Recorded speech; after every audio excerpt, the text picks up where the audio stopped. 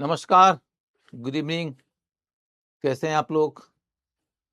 आप जल्दी जल्दी लाइव हो जाइए ताकि आप लोगों से संवाद स्थापित हो सके। फिर मैं आज आपका टॉपिक शुरू करूं। कौन लोग लाइव हो गए हैं देख लूं।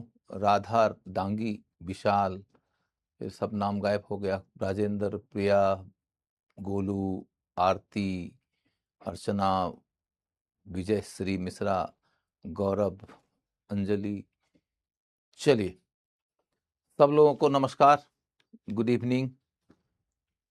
आप लोगों को यदि कल के ऊपर कोई क्वेश्चन पूछना है तो जल्दी जल्दी पूछ लीजिए। भोला यादव जी नमस्कार। सोनी, खुशी, काजल, रिमशा, क्या नाम है? हाँ, अलका, हिमांशु, अक्ता, अक्ता नाम था, गोल्डी, आकांक्षा, योग, अंतरम, सुजल, सुयस, शीतल, अर्पिता, प्राण, शाहबाज, मुस्कान। चलिए, सब लोगों को नमस्कार करता हूँ। नवीन जी, गौतम जी, संजना जी, साजिया जी, विशाल जी, प्रीति, दीपक, सुप्रिया, मनीष, सुजीत, राधे, राधिका, सिमरन, नाजिया, नजीस, नजीस, शीतल, शिखा। चलिए, सब लोगों को नमस्कार करता हूँ। बुसरा जी नमस्ते, कृष्ण, रुद्रा, पप्पू, ऋषभ, नैन्सी। चलिए, सब लोगों को नमस्कार। खुशी, जायसवाल, आकांक्षा, घनश्याम, साहू, प्रांजल, निशांत, हर्षिता, हर्षिका, सचिन। यदि आप लोग में से किसी का नाम पढ़ने में गलती हो जाए तो क्षमा प्रार्थी हूं। सोनम, सपना, महरीन, रिया, जसवंत, जयदेव। चलिए, सब लोगों को नमस्ते। अब शुरू करते हैं। कोई क्वेश्चन यदि आप लोग का कल के क्लास के ऊपर है तो जल्दी जल्दी पूछ लीजिए, उसके बाद आगे शुरू करूंगा। वैसे भी आज का क्लास कुछ रीजन के कारण कुछ छोटा होने वाला है।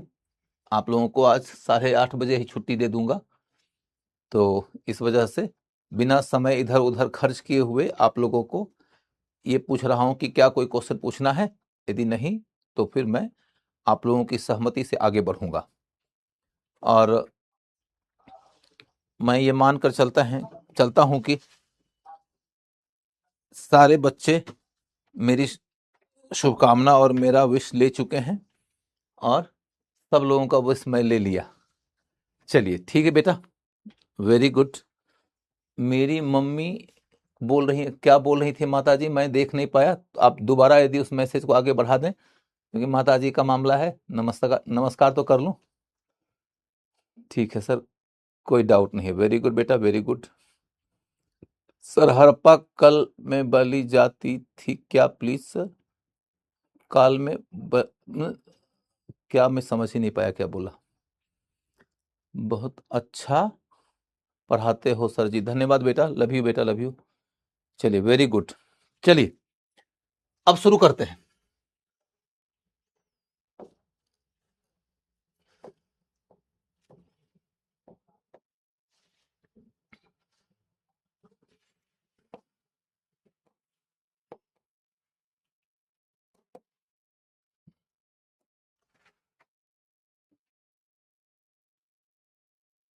मोहर वगैरह भी आज दिखाऊंगा ना, चिंता क्यों करते हो? मेरी मम्मी कहती हैं कि तुम्हारे नाम क्यों नहीं लेते, क्यों नहीं लेंगे तुम्हारा नाम? पहले तो तुम अपनी मम्मी को मेरा नमस्ते बोलो, और उसके बाद फिर आज तो तुम्हारा ही नाम है, सारे लोग तुम्हारी मम्मी को नमस्ते बोलेंगे। दादी भी आपको देख रही हैं, तो दादी जी को नमस्ते बोल दो। सुप्रिया,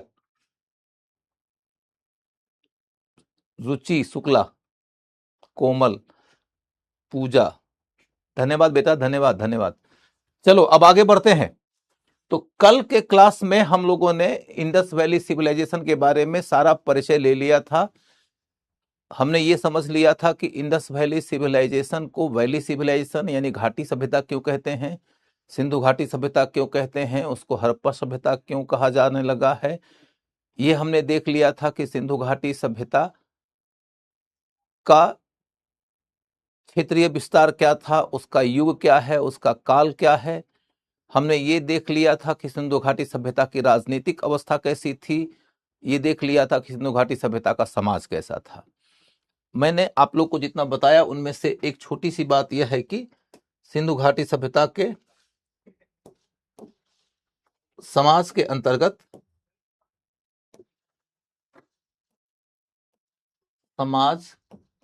अंतर्गत एक मामला बचा हुआ था, जीवन स्तर।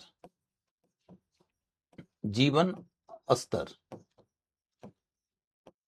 जीवन स्तर को देखने का एक बहुत बेहतर तरीका होता है, वो ये कि किसी भी समाज के जीवन स्तर को यदि तुम देखना चाहते हो तो देखो कि वहां के लोगों के भोजन की क्या दशा थी। भोजन,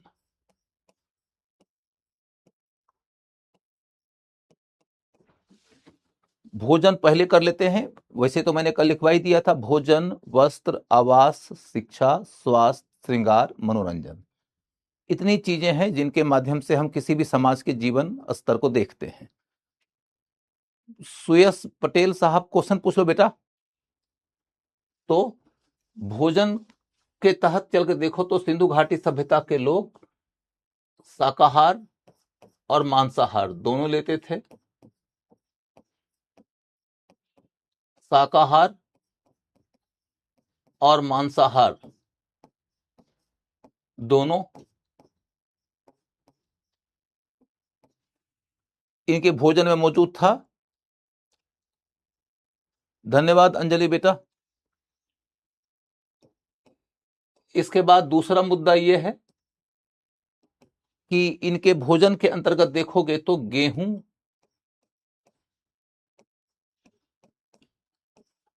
यव, ये दो सबसे मेन फसल थे। यही दो मुख्य अनाज हैं जिनका ये उपभोग करते थे।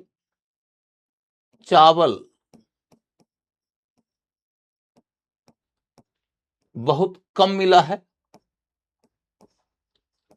बहुत कम मिला है।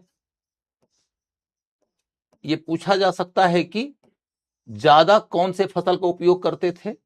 आपको यह अंदाजा लगे कि चावल normally eastern part of India में हुआ है। इस वजह से चूंकि सिंधु घाटी सभ्यता के क्षेत्रीय विस्तार के अंतर्गत ईस्टर्न उत्तर प्रदेश नहीं आता है, सिर्फ वेस्टर्न उत्तर प्रदेश आता है, इसलिए चावल का प्रमाण रेयरली मिलता है। हम देख रहे हैं कि रंगपुर से हमको चावल का कुछ प्रमाण मिला है। रंगपुर गुजरात में है, यहां से हमें चावल का कुछ प्रमाण मिला है। इसके अलावे हमें चावल का प्रमाण नहीं के बराबर मिलता है। और फिर देखोगे कि दलहन और तिलहन,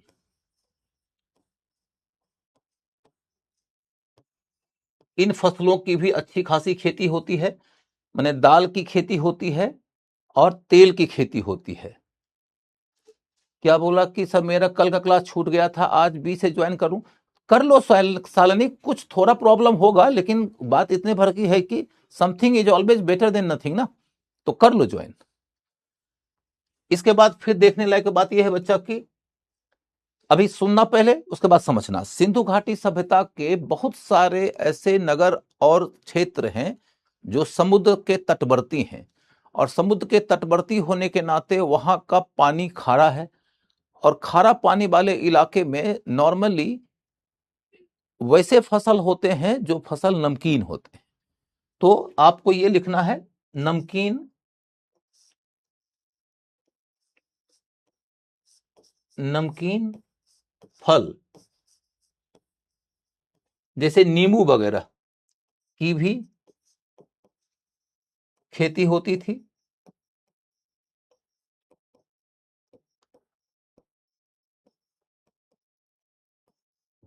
नमकीन फल की भी खेती होती थी। इससे ज्यादा आपको इनके भोजन के बारे में पढ़ने की जरूरत नहीं है। भोजन की कहानी जब हमारी पूरी हो जाती है तो भोजन के बाद में दूसरा क्या होता है? वस्त्र। भोजन के बाद में दूसरा जिसके माध्यम से हम इनके जीवन स्तर को समझ सकते हैं वो क्या है? वस्त्र। तो वस्त्र के तहत चलकर देखो तो कपास, कपास के आधार पर सूती वस्त्र का उत्पादन करते थे। सूती वस्त्र, सूती वस्त्र का उत्पादन करने वाले, इसके आधार पर उद्योग चलाने वाले और इसकी बिक्री करने वाले लोग इस सिंधु घाटी सभ्यता में आपको बहुत सारे मिलेंगे। सूती वस्त्र के ऊपर आपको यह ध्यान रखना पड़ेगा कि इनके ऊपर कई तरह के डिजाइन बनाते थे। डिजाइन, डिजाइन बनाते थे।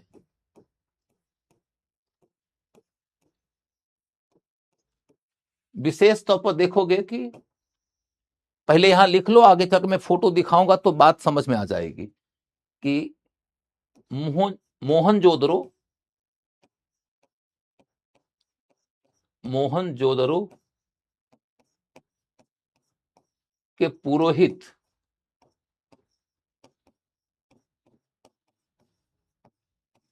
ने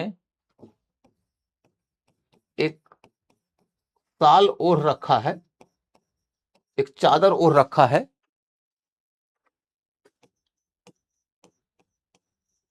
ओढ़ रखा है,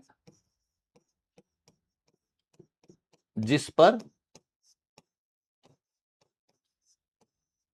तिपतिया छाप है। तिपतिया, तिपतिया छाप है, मतलब 3 पत्ते का छाप दिखता है। ये सिंपल क्वेश्चन आएगा कि 3 पत्ते के छाप वाला चादर ओढ़े हुए कौन सी मूर्ति में एक पात्र को दिखाया गया है और वो मूर्ति कहां से मिली है? तो मोहनजोदड़ो से एक पुरोहित की मूर्ति मिली है, माने एक मूर्ति मिली है जिसकी पहचान इस रूप में की गई है कि वह पुरोहित की मूर्ति है।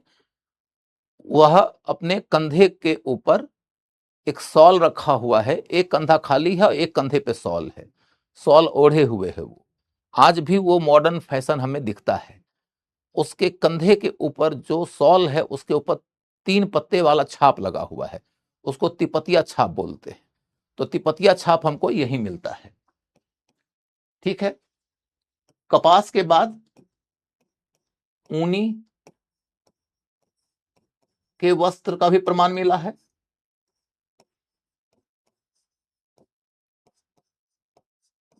इससे ज्यादा हमें कोई बात करना नहीं है। भोजन और वस्त्र, वस्त्र हो जाता है, तब अगला मुद्दा है आवास। आवास, इनके आवास के बारे में हम क्या बात करते हैं सर? एक बात लिखा है सर, एक बाद क्या लिखा है? एक बाद कहां लिखा है बेटा?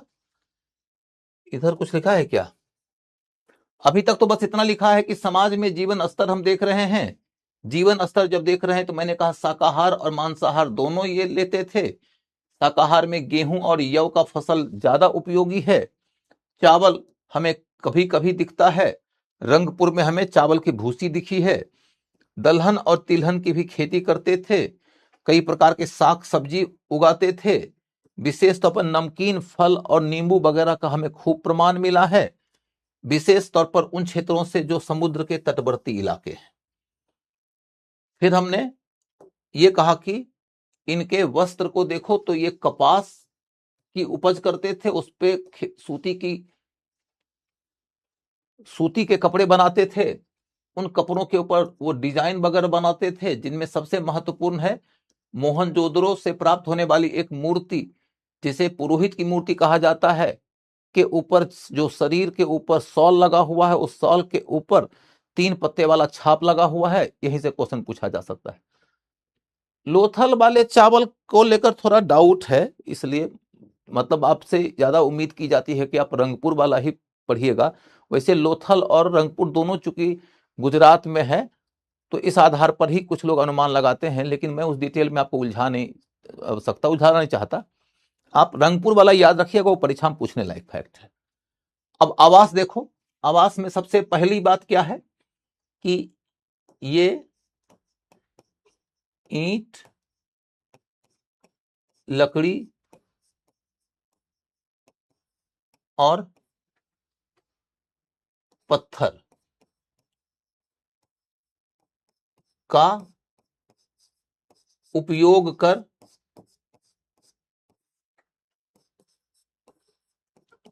घर बनाते थे। ईंट, लकड़ी और पत्थर का उपयोग करके घर बनाते थे। इसमें एक फैक्ट जो जानने लायक है विशेष तौर पर, वो ये कि धौलावीरा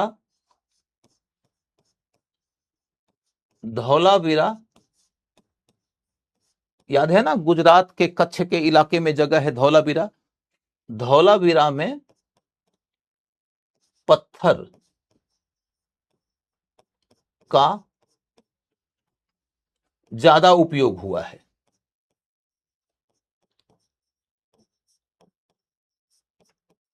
यानी कि इंडस वैली सिविलाइजेशन के सभी नगरों के लोग घरों के निर्माण में पत्थर का उपयोग एक समान नहीं करते थे। सबसे ज्यादा जिस सामग्री का इस्तेमाल हो रहा है वो ईंट है। पत्थर का इस्तेमाल सभी जगह नहीं हुआ है। तो कहां पर विशेष तौर पे हुआ है, इस पे क्वेश्चन आ सकता है, और वह है धौलावीरा। क्योंकि धौलावीरा वैसे भी बहुत ही विशेष किस्म का नगर है, तो इस वजह से धौलावीरा के बारे में आपको जरूर जानना चाहिए। अब मैं आगे आपको ईंट के बारे में बताता हूं। इसमें लिखो, ये आग में पके हुए ईंट का उपयोग करते थे। आग में पके हुए ईंट।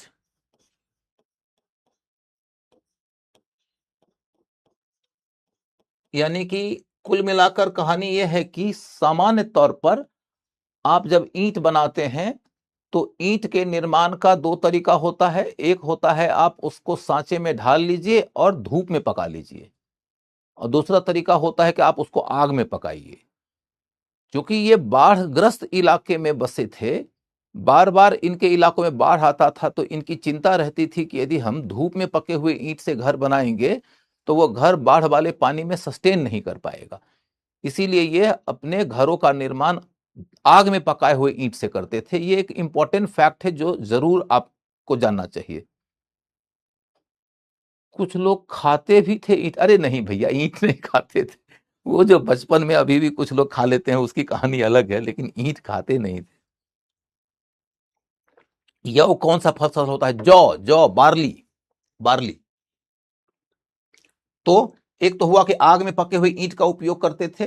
यहां ईंट के बारे में एक और बात है जो आपको जरूर जानना चाहिए, वो ये, वो मैं यहां लिख दे रहा हूं, दूसरे कलर से लिख दे रहा हूं ताकि आपको याद रखने में सहूलियत हो, कि इनके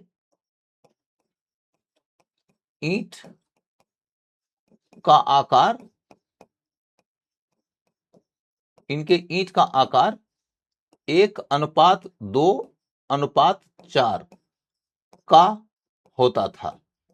यह सबसे ज्यादा इंपॉर्टेंट फैक्ट है। चाहे आप मांडा में देखो या आप तैमाबाद में देखो, आप बलूचिस्तान में जाके देखो या आलमगीरपुर में देखो, या इसके अंदर के तमाम प्रोमिनेंट नगरों में देखो, मोहनजोदड़ो, हड़प्पा, सुरकोटदा, देसलपुर, रोपर, कालीबंगा, राखीगढ़ी, लोथल, जहां चले जाओ आपको इनके द्वारा इस्तेमाल किया गया जो ईंट नजर आएगा, उसका सबसे स्टैंडर्ड फॉर्मेट जो है वह 1:2:4 वाले ईंट का है। यही इनके ईंटों की विशेषता है, इसलिए इसके ऊपर क्वेश्चन पूछा जाएगा। तो याद रखना है, इनके गृह निर्माण के तहत इतनी बातें तो आपने पढ़ लिया। अब एक बात और, एक क्या अभी 2-3 बातें और है, कि ये एक आंगन के चारों तरफ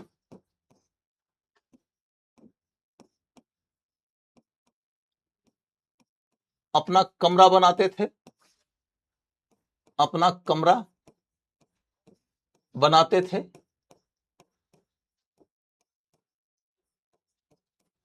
यानी कि नॉर्मली जब घर बनाते थे तो पहले एक बड़ा सा खुला सा आंगन बना लेंगे। अभी भी गांव में ऐसा घर बनता है। शहर में अब ऐसा घर बनाना लोगों के बस में नहीं रह गया, क्योंकि इसके लिए ज्यादा जमीन चाहिए। खुला आसमान के नीचे एक आंगन होता है, और आंगन के चारों तरफ वो फिर अपने कमरे बनाते हैं।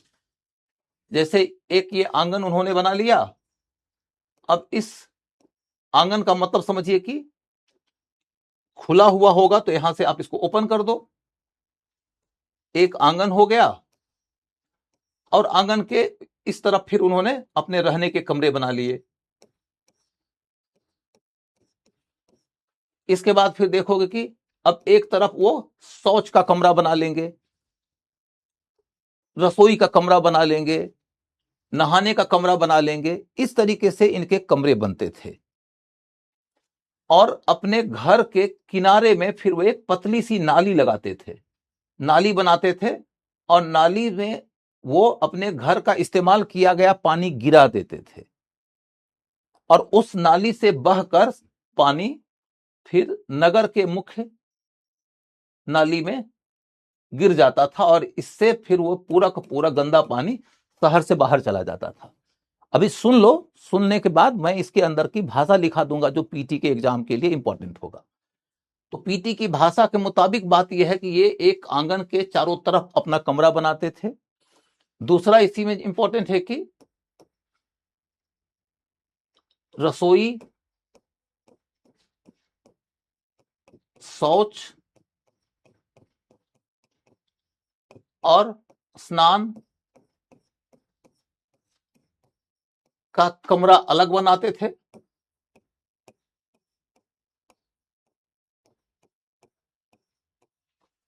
इसके बाद है प्रत्येक घर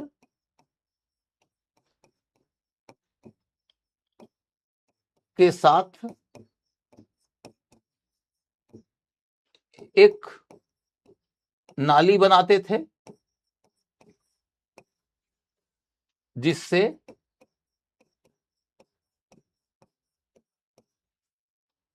गंदा पानी नगर की मुख्य नाली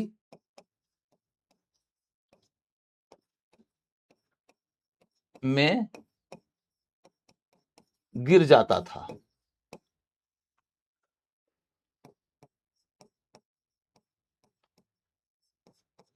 और उस रास्ते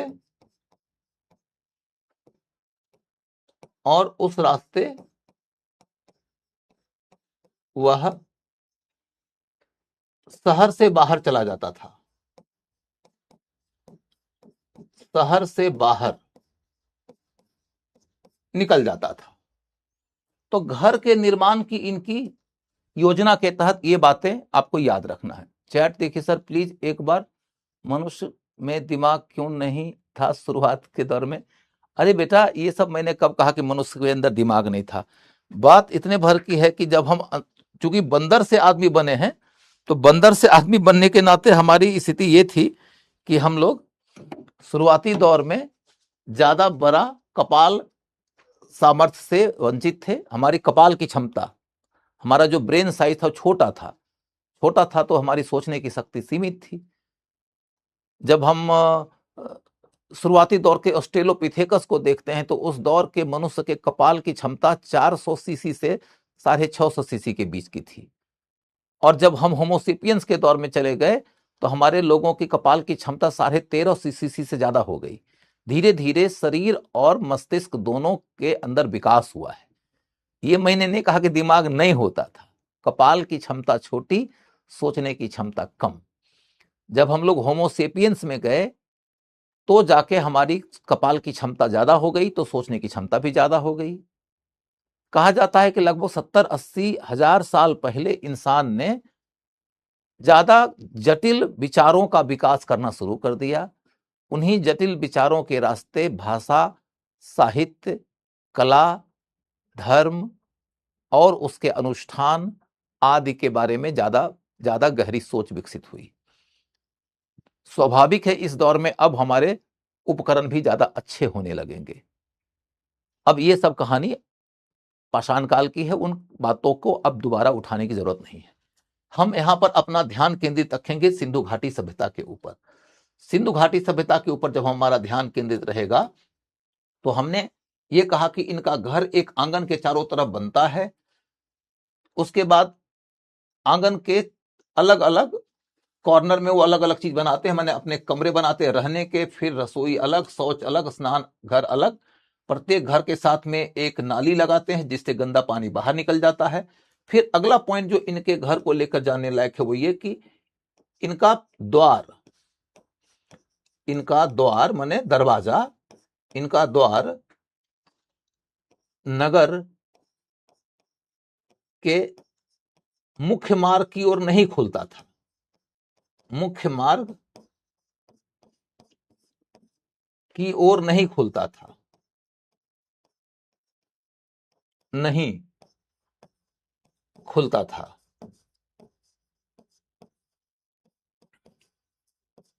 ये बहुत इंपॉर्टेंट फैक्ट है, इसे कोई रेयर फैक्ट मत समझिएगा। मामला यह है कि सिंधु घाटी सभ्यता के जो लोग थे वो बड़े सफाई पसंद थे, और उनके समय में सड़कें जो थी वह अभी मिट्टी की बनी होती थी। अभी सड़कों में ईंट पत्थर का जो इस्तेमाल होता है आज के डेट में, ये जो पिचिंग होती है वो सब नहीं हो रहा था। तो सड़कें चूंकि कच्ची थी इसलिए धूल बहुत उड़ता होगा, और धूल उड़ने से घर इनका गंदा हो जाएगा। इस वजह से ये लोग सफाई को मेंटेन रखने के लिए अपने घर का दरवाजा मुख्य मार्ग की ओर नहीं खोलकर गली की ओर खोलते थे। ये इंपॉर्टेंट फैक्ट है। ये मत सोच लेना कि शाम में जो लड़के सब सोहदे किस्म के घूमने के लिए निकलते हैं उन लोगों की बदमाशी से, उनकी चुहलबाजियों से परेशान होकर इन्होंने घर के दरवाजे गली की ओर खोलना शुरू किया था। वो होता होगा, लेकिन वो इसका कारण नहीं था। मूल कारण ये था, यहां से पीटी में क्वेश्चन आएगा एसर्शन रीजनिंग के पैटर्न का। सर यहां पर हर चीज लिखते नहीं हैं, उसमें सब लिखा हुआ होता है। बेटा तुम कितना लिखते हो नहीं लिखते हो ये तुम्हारी मर्जी की बात है, लेकिन मेरा ये सजेशन है कि तुम यदि लिखते रहोगे ना तो तुम्हारा कंसंट्रेशन बना रहेगा, और कंसंट्रेशन के साथ पढ़ोगे तो तुम क्लास के दौरान ही बहुत सारी बातें सीख जाओगे, और तब जब तुम्हारे सामने में नोट्स आएगा तो उससे तुम्हारा रिवीजन हो जाएगा। अभी क्या होगा कि अभी तुम कुछ देर तक यदि यूं ही बैठे रहे यह सोचकर कि लिखना नहीं है, मेंस का क्लास तो है नहीं है कि जिसमें बहुत कुछ समझने के कॉन्सेप्ट मिलेगा, जिसमें बहुत सारे विचार मिलेंगे, बहुत सारे पॉइंट्स का अरेंजमेंट मिलेगा। पीटी का क्लास है, तुम साथ में लिखते जाओ तो अच्छी बात है, और उसके बाद तुम्हारे हाथ में जब नोट्स आता है तो उस नोट्स को पढ़ोगे तो एक प्रकार का तेज गति से रिवीजन हो जाएगा। मेरा हमेशा यह सजेशन रहेगा कि आपको क्लास के दौर में हर वो बात लिख लेना चाहिए, और यदि आपने जितना लिखा उसके बाद जो आपको नोट्स मिला उसमें एक भी लाइन एक्स्ट्रा नहीं है तो यह और खुशी की बात है। You should feel proud of you कि wow I have done it न, अब मैं बेहतर तरीके से क्लास को अटेंड कर पा रहा हूं या कर पा रही हूं। तो इसमें देखो कि इनका द्वार नगर के मुख्य मार्ग की ओर नहीं खुलता था। इसी में एक अपवाद है कि लोथल से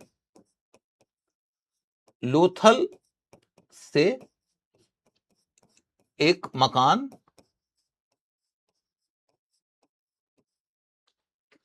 मिला है जिसका द्वार मुख्य मार्ग की ओर खुला है। मुख्य मार्ग की ओर माने सड़क की ओर है।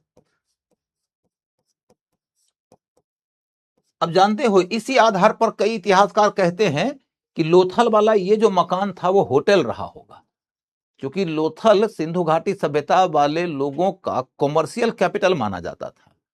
जो स्थिति आज मुंबई की है, आप लोग जब न्यूज वगैरह पढ़ते होंगे तो उसमें सुनते होंगे कि मुंबई भारत का कॉमर्शियल कैपिटल है और दिल्ली पॉलिटिकल कैपिटल है। तो उसी तरीके से देखो तो इंडस वैली सिविलाइजेशन वालों के लिए मोहनजोदड़ो और हड़प्पा पॉलिटिकल कैपिटल रहा होगा और लोथल इनका कॉमर्शियल कैपिटल रहा होगा। स्वाभाविक रूप से वहां पर विदेशी लोग भी आते होंगे ज्यादा, और इस वजह से उन लोगों के रहने के लिए होटल वगैरह भी बनता होगा, और इसी वजह से ये कमरा या ये मकान ऐसा है जिस मकान का दरवाजा मुख्य मार्ग की ओर यानी कि सड़क की ओर खुल रहा है। ये वाला फैक्ट आपके लिए पूछने योग्य है। क्लियर हो गया? अब इसके बाद अगला मुद्दा क्या है बच्चों? अगला मुद्दा यह है कि, बल्कि इसी पेज में लिख लो, एक और फैक्ट है कि इनके घरों में खिड़कियां नहीं होती थी। खिड़कियां प्रायः नहीं होती थी। खिड़कियां प्रायः नहीं होती थी, यानी कि वेंटिलेशन को लेकर इनका घर बहुत अच्छा नहीं माना जाता था, और खिड़की भी शायद इसीलिए नहीं बनाते थे क्योंकि खिड़कियों से धूल बहुत ज्यादा आ जाएगा। तो इनके घरों में खिड़कियां नहीं होती थी। यही सब ऑप्शन में आ जाएगा। मैं अभी कुछ देर के बाद में एक क्वेश्चन दे दूंगा, उसके बाद अपने आप समझ में आ जाएगा। Bye sir, thank you. कहां चल रही है अंजलि कुशवाहा? तुरंत बाय बोल रही है। ज्योति, क्या नहीं समझ में आया बेटा? मैं आपको 1 मिनट के अंदर इसे एक बार फिर से रिवाइज कर दूंगा तो समझ में आ जाएगा। अभी पॉइंट्स लिख लो। इसके बाद अगला पॉइंट जो इनके मकान को लेकर है वो ये कि पहली बार इन्होंने 2 मंजिला मकान बनाया।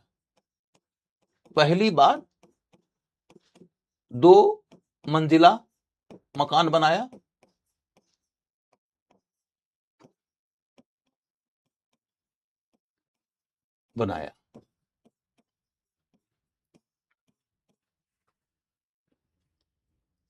ईसु कुमारी। अब चलो बेटा सुनो, प्लीज एक्सप्लेन। इस बार सारा पॉइंट समझा दे। हाँ, समझा देता हूं। अब एक काम करो पहले कि अपना दिमाग स्थिर करो। लिखने का काम सारा हो चुका है, बोर्ड देखने की कोई जरूरत नहीं है, सिर्फ आप मेरी बात सुनो। सिंधु घाटी सभ्यता के लोग ही नहीं, तुम भी यदि घर बनाओगे तो कुछ तो सामग्रियों का इस्तेमाल करोगे। क्वेश्चन ये आ सकता है कि इनके घरों के निर्माण में इस्तेमाल में लाए जाने वाली सबसे प्रमुख सामग्री कौन सी है? तो लकड़ी, ईंट और पत्थर। इन तीनों के अंदर सबसे महत्वपूर्ण सामग्री कौन है? तो ईंट। ईंट के अंतर्गत विशेष बात यह है कि उसका एक खास तरीके का स्ट्रक्चर है, 1:2:4 वाला। अगली बात, ईंट ये प्रायः आग में पकाते थे, इसलिए वो ज्यादा मजबूत होता था। आग में पकाए हुए ईंट का उपयोग ज्यादा करते थे क्योंकि ये जिस इलाके में बसे थे वह इलाका प्रत्येक साल बाढ़ से ग्रस्त होता था। तो अपने मकानों की मजबूती के लिए ये ईंट का विशेष तरह से उपयोग करते थे जो आग में पकाए जाते थे। अगला पॉइंट ये कि पत्थर का इस्तेमाल उन्होंने ज्यादा जगहों में नहीं किया है। सबसे ज्यादा इस्तेमाल पत्थर का यदि कहीं हुआ है तो धौलावीरा में हुआ है। सामग्री को लेकर इतनी ही बात। अगला मुद्दा ये कि जब ये भवन बनाते थे, सामान्य तौर पर इनके भवन एक खुले हुए आंगन के चारों तरफ बनने वाले कमरों की तरह होते थे। एक खुला हुआ आंगन है, उसके चारों तरफ इनके कमरे होते थे। कमरे 3 तरह के होते थे, एक रहने वाला कमरा, दूसरा रसोई का कमरा, और तीसरा स्नान और शौच का कमरा। फिर मैंने आपको यह बताया कि इनके घरों के अंदर जो पानी इस्तेमाल में लाया जाता था, इस्तेमाल कर लिए जाने के बाद उस गंदा पानी को घर से बाहर निकाल दिया जाता था एक नाली के रास्ते। नाली के रास्ते जो पानी निकाला जाता था वो पानी जाके गिर जाता था नगर के मुख्य नाली में, और उस रास्ते से वो पानी चला जाता था नगर के बाहर। अब मैंने अगला पॉइंट क्या बताया था कि इनके घरों में नॉर्मली कुछ विशेष बातें उल्लेखनीय है। एक तो यह कि ये खिड़कियां नहीं के बराबर बनाए, और नंबर 2, अपने घरों का दरवाजा ये नगर के मुख्य सड़क की ओर नहीं खोलते थे, बल्कि गली की ओर खोलते थे, क्योंकि ये सफाई पसंद लोग थे। सड़कें उस समय कच्ची थी, तो उससे उड़ने वाले धूल से बचने के लिए उन्होंने ऐसा किया होगा। फिर मैंने बताया कि सिंधु घाटी सभ्यता की खासियत यह है कि ये एक ऐसी सभ्यता है जो मुख्य रूप से अपनी अर्थव्यवस्था के लिए निर्भर है व्यापार पर। व्यापार करने के लिए इन्होंने अपने नगरों का बसाव किया नदियों के किनारे, और नदियों में बाढ़ आता था। अब बाढ़ आता है तो बाढ़ से डूबने का डर है। डूबने के डर के कारण ये ऊंचे स्थान पर यानी टीले पर जाके बसते थे, और टीले पर बसते थे तो टीले पर बसाव का क्षेत्र फिर छोटा हो जाता था। बसाव का क्षेत्र छोटा हो जाने के कारण इन्होंने यह प्रयास किया कि फिर हम, जमीन कम है आबादी ज्यादा है, तो कैसे प्लान करोगे बसाव का? तो टेक्नोलॉजी का सहारा लेकर आप एक मंजिल के बजाय 2 मंजिल बनाने लगोगे। जब तुम 2 मंजिल 3 मंजिल, और आज के डेट में तो 100 150 मंजिल के मकान बनने लगे। तो ये जो मल्टी स्टोरी बिल्डिंग्स हैं वो बेसिकली क्या करते हैं, जमीन कम है बसने के लिए तो आसमान का इस्तेमाल कर लेना हुआ ना। यही प्लानिंग है इंडस वैली सिविलाइजेशन के लोगों का, जो विशेष इसलिए है क्योंकि पहली बार भारत के इतिहास में सिंधु घाटी सभ्यता के दौर में ही हमें ऐसा मकान मिलता है जो 1 मंजिल की तुलना में 2 मंजिल का उपयोग कर रहा है। समझ गए? कुल मिलाकर मकान की खासियत हमारी हो गई, भोजन हो गया, वस्त्र हो गया, आवास हो गया। अब अगला मुद्दा है इनका एजुकेशन कैसा था, इनकी शिक्षा कैसी थी। शिक्षा को लेकर अपने को ज्यादा जानकारी है नहीं, इसलिए सिर्फ सुन लो, काम हो जाएगा। तुम लोग लिखना बंद नहीं करोगे जी। तुम लोग चैट बॉक्स पे लिखना बंद कर दो, मेरा बड़ा विनम्र निवेदन है। तुम लोग लिखना बंद कर दोगे, यदि तुम चैट बॉक्स को ऑन रखोगे दिमाग ऑफ रहेगा। इसलिए आप लोग मेरी बात मानो, बिना मतलब कि कोई बात मत लिखो। मैं आपको कह रहा हूं कि क्लास के दौरान अब 2-3 दिनों में इतना अनुभव तो हो गया होगा कि मैं आपको सवाल पूछने का खूब मौका देता हूं। जब आपको मौका दूंगा तो सवाल पूछ लेना। अभी मेरे बच्चों बात मान लो, ज्यादा मत लिखो। तुम जब लिखोगे तो मुझे तुम्हारे चैट की ओर देखना पड़ेगा, और मैं इतना असंवेदनशील नहीं हूं कि मैं कहूंगा कि नहीं नहीं तुम कुछ भी लिखते रहो, मैं तो देखूंगा नहीं। तो क्यों ना हमारे और तुम्हारे बीच में यह बेहतर संवाद हो जाए कि कम से कम लिखेंगे चैट पर, जरूरत के मुताबिक ही लिखेंगे। तो इसलिए अब आगे बढ़ो बच्चों। तो मैंने ये कहा कि पहली बार इन्होंने 2 मंजिला मकान बनाया, फिर खड़ो शिक्षा की ओर चल रहे थे। शिक्षा में देखो क्या कहानी है कि चूंकि अभी हम इनके लिखित स्रोतों का इस्तेमाल कर नहीं पा रहे हैं, पुरातात्विक स्रोतों से शिक्षा व्यवस्था के बारे में ज्यादा जानकारी मिलती नहीं है, लेकिन इतनी बात तो पक्का है कि इनकी कला बहुत उन्नत थी। अभी कुछ देर में दिखाऊंगा, अभी ही दिखाऊंगा कुछ देर में। कला बहुत उन्नत थी। विज्ञान के स्तर पर ये इतना उन्नत हो चुके थे कि इन्होंने तांबे में टीन मिला के कांस्य बना लिया। इनके यहां बड़े बड़े नगर बस गए, नगरों का प्रबंधन करने के लिए म्युनिसिपल कॉरपोरेशन बस गया, पूरा पॉलिटिकल एडमिनिस्ट्रेटिव सिस्टम डेवलप हो गया, इनकी लिपि विकसित हो गई, इनका गणित विकसित हो गया। नेचुरल है कि इन सब के विकास के लिए शिक्षा की एक उन्नत स्थिति रही होगी। शिक्षा संस्थान कैसे थे, उसका पाठ्यक्रम कैसा था, उसके अंदर डिग्री कैसे मिलती थी, इन सब के बारे में जानने के लिए अपने पास कुछ नहीं है।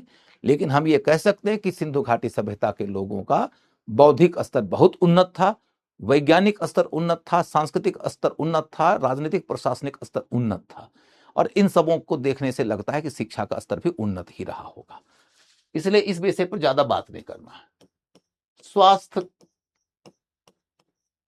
स्वास्थ्य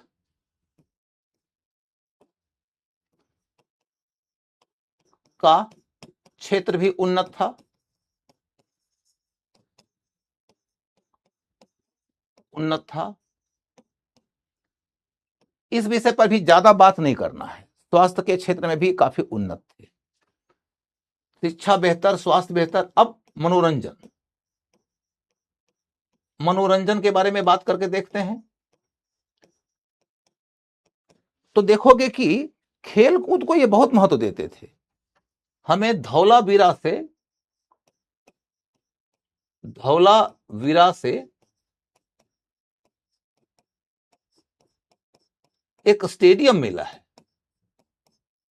स्टेडियम मिला है।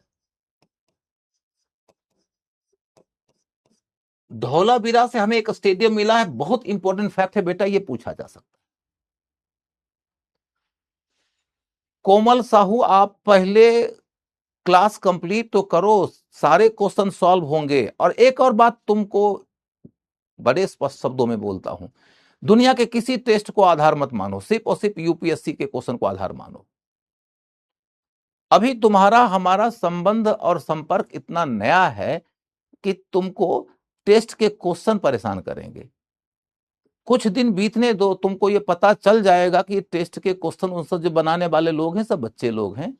अभी उन लोगों को उतना तजुर्बा नहीं होता है कि रियल माने में एग्जाम के लेवल पर क्वेश्चन कैसे बनाना चाहिए। उन्हें किताब दे दी जाती है, वो डिफिकल्ट डिफिकल्ट फैक्ट पूछने लगते हैं और बच्चे परेशान हो जाते हैं। तुम सब उसी के लिए परेशान हो रहे हो। इसीलिए मैं तुम लोग को कहता हूं ना कि तुम जाके पीवाईक्यू देखो। पीवाईक्यू देखोगे तो तुमको अंदाजा लग जाएगा कि किसी टॉपिक में कितने डिटेल में वो जाते हैं। इसलिए आप बिल्कुल निश्चिंत रहो। मैं कह रहा हूं कि इतनी बात ख्याल में रखना है कि क्लास में जितना पढ़ा दूंगा क्वेश्चन उतने में से आएगा। किसी बच्चे ने कल कह दिया कि सारे टीचर तो ऐसा ही बोलते हैं। अब चूंकि तुम ही लोगों ने इतना स्ट्रांग स्टेटमेंट दे दिया कि उस स्टेटमेंट के बाद में मेरे पास में बोले तो कोई है ही नहीं जुबान बोलने को। लेकिन बेटा, अपने बारे में ज्यादा बोलना किसी आदमी को भी शोभा नहीं देता है, इसीलिए मैं नहीं बोलता। मैं सिर्फ इतनी बात बोलता हूं कि समय आएगा तो तुम्हारा यकीन बन जाएगा। शायद तुम में से कोई आदमी पहले मेरा क्लास किया हो तो उसको अंदाजा होगा। बाकी लोग बोलते हैं नहीं बोलते हैं, इससे मेरा क्या मतलब है। वो सही बोलते होंगे, मैं उनके ऊपर टिप्पणी करने वाला कौन बनता हूं, क्यों बोलूं। मैं ये बात कह सकता हूं कि मैं आज से नहीं 2002 से पढ़ा रहा हूं, ऐसा हर साल हुआ है। पिछले बार भी जब मैं पीडब्ल्यू में था, प्रीलिम्स का एग्जाम जिस दिन हुआ था उस दिन मैं क्लास में गया था तो सारे बच्चे खड़ा होकर तालियां बजा रहे थे, सिर्फ इसीलिए क्योंकि उनको यह यकीन हो गया था कि अब मेरा हो जाएगा। इतिहास से पूछे गए 15 क्वेश्चन में से कुछ बच्चे कह रहे थे साहब 12 बना दूंगा, 11 बना दूंगा। ये कॉन्फिडेंस उनके अंदर उस दिन आया जिस दिन की उन्होंने एग्जाम में क्वेश्चन देखा। ये बात बच्चों बहुत सहज नहीं होती है। ये सिर्फ इससे नहीं होता है कि मैं दुर्लभ दुर्लभ फैक्ट बताऊंगा, इससे होता है कि मैं काम के फैक्ट बताऊंगा। मैं एक फैक्ट बताने के पहले 9 फैक्ट काटता हूं, तब 10 में से एक बताता हूं। 10 में से एक बताने के लिए 9 फैक्ट को काटना जरूरी है, नहीं तो तुमको मैं 10 का 10 दे दूं, कौन सा मुश्किल काम है। मैं पीपीटी बना के लाऊंगा और तुम्हारे सामने रख दूंगा, तुम देखो मैं पीपीटी से नहीं पढ़ाता हूं। क्या पीपीटी बनाना मुश्किल काम है? एक स्टाफ लगा दूंगा तो उतना ही में पीपीटी बन जाएगा। 9 रेयर रेयर किस्म के तथ्य पढ़ के जान क्यों गंवाना चाहते हो? जब से ये पीपीटी का तमाशा आया है ना, पीपीटी जानते हो इसका मतलब क्या होता है? पूरा पूरा तमाशा। जब से ये पीपीटी का खेल आया है तभी से तो हिंदी मीडियम के बच्चों का पीटी पास करना मुश्किल हो गया है। तो तुम क्यों रेयर फैक्ट की ओर भाग रहे हो? मत भागो इन सब चीजों के पीछे।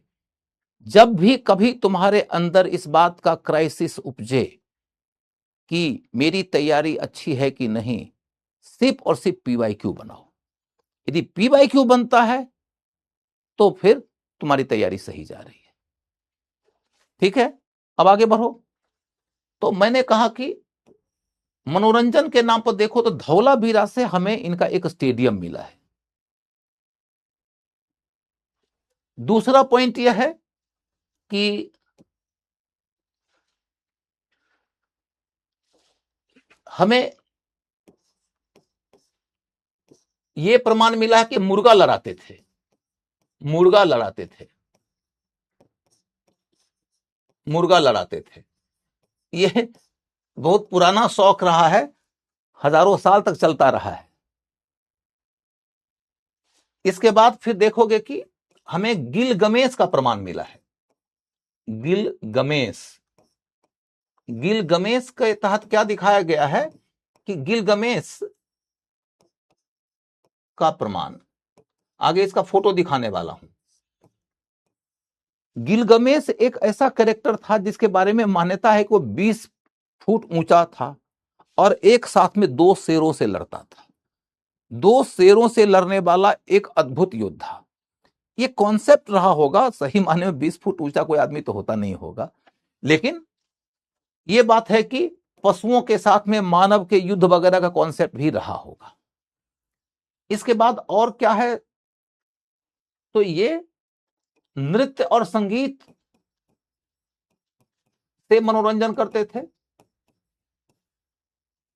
नृत्य और संगीत से मनोरंजन करते थे। नृत्य के अंतर्गत त्रिभंग मुद्रा, त्रिभंग मुद्रा इसी समय प्रचलित था, इसी समय से प्रचलित है, प्रचलित है। ये बहुत इंपॉर्टेंट फैक्ट है, कई लोगों को इसका अर्थ नहीं समझ में आएगा, तो मैं उनके लिए समझा देता हूं। त्रिभंग मुद्रा का मतलब आपने कभी कभी ऐसी मूर्तियां देखी होगी या ऐसे चित्र देखे होंगे जिसमें कोई एक कैरेक्टर है, वो नृत्य के मुद्रा में है, उसका गर्दन थोड़ा टेढ़ा होगा, कमर का कूल्हा निकला होगा और घुटना निकला होगा। 3 जगहों से शरीर में जब भंग पड़ता है, मतलब शरीर जब 3 जगहों से मुड़ता है, उसको त्रिभंग मुद्रा कहते हैं। आप लोगों ने यदि किसी ने मोहनजोदड़ो से प्राप्त होने वाली कांस्य की नर्तकी की मूर्ति को देखा होगा तो उसके शरीर में भी 3 जगह से भंग है। वही कांस्य की नर्तकी की मूर्ति के ऊपर पिछले साल क्वेश्चन पूछा गया, मेंस में एक बार आर्ट एंड कल्चर में क्वेश्चन पूछा गया है कि भारतीय नृत्य कला में त्रिभंग मुद्रा सबसे लोकप्रिय मुद्रा है। तो त्रिभंग मुद्रा के ऊपर एक क्वेश्चन पूरा का पूरा मेंस में आ गया है। आपसे पीटी में क्वेश्चन क्या पूछा जा सकता है कि इंडस वैली सिविलाइजेशन के लोग त्रिभंग मुद्रा से परिचित थे क्या? तो उत्तर है हां। यह सिंपल क्वेश्चन दे सकता है कि कांस्य की नर्तकी की जो मूर्ति मिली है मोहनजोदड़ो से, वह मूर्ति त्रिभंग मुद्रा में है। तो हां, क्योंकि मोहनजोदड़ो के कांस्य की नर्तकी पे क्वेश्चन आ चुका है, तो अब क्वेश्चन सीधा सीधे ये तो नहीं आएगा कि नर्तकी की मूर्ति कहां से मिली है। अब उसके ऊपर क्वेश्चन आएगा तो थोड़ी गहराई में आएगा। उसी गहराई के अंदर क्या क्या बिंदु आ सकते हैं उसकी चर्चा मैं धीरे धीरे और आगे बढ़ाऊंगा। अभी सिर्फ इतनी बात बता दिया कि कल के क्लास को याद करो तो कांस्य की नर्तकी की जो मूर्ति है वह कौन से मूल की है? भूमध्य सागरीय मूल की। दूसरा, उसके लिए काम का फैक्ट क्या हो गया? वह मूर्ति कौन से मुद्रा में बनी हुई है? त्रिभंग मुद्रा में। तो 3 बातें हो गई उसके बारे में। अभी 2 बातें और बताऊंगा, लेकिन कुछ देर के बाद। अभी हम पढ़ रहे हैं उनका जीवन स्तर। जीवन स्तर के अंतर्गत हम पढ़ रहे हैं उनका मनोरंजन। मनोरंजन के तहत हमने देखा कि नृत्य संगीत भी वो लोग अपने जीवन में बहुत इस्तेमाल में लाते थे। इसके बाद फिर एक बड़ी रोचक बात मिलेगी कि ये लोग पहली दफा भारत में शतरंज खेलना शुरू किए थे। शतरंज का प्राचीनतम प्रमाण, शतरंज का प्राचीनतम प्रमाण हमें इंडस वैली सिविलाइजेशन के काल से ही मिलता है। सर, पीडब्ल्यू की बुक, एनसीईआरटी और आपके नोट्स काफी हैं। बिल्कुल काफी हैं बेटा, बिल्कुल काफी हैं। ठीक है, तो शतरंज का प्राचीनतम साक्ष्य बहुत इंपॉर्टेंट फैक्ट है, इसे कभी मत भूलना।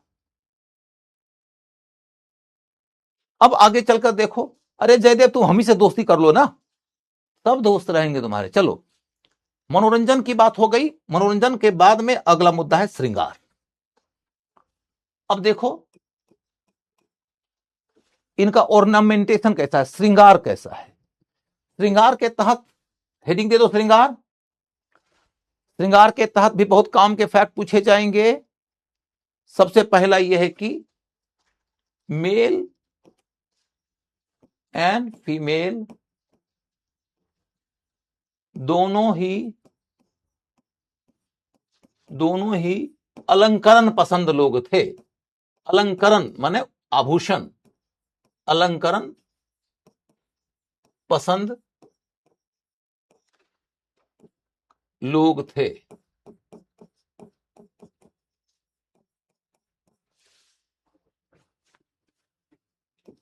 इन्होंने मनका,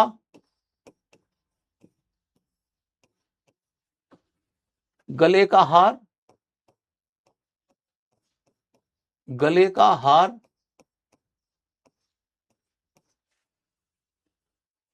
चूड़ी, हेयर बैंड,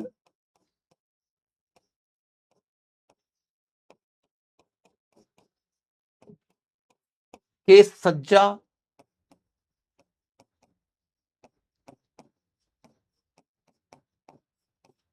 आदि पर विशेष बल दिया।